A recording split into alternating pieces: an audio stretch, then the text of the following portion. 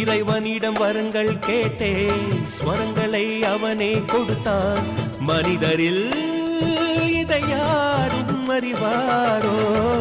நான் பாடும் பாடல் எல்லாம் நான் பட்ட பாடே அன்றோ?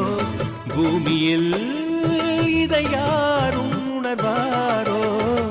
மனதிலே மாளிகை வாசம், கிடைத்ததோ மரநிழல் நேசம்.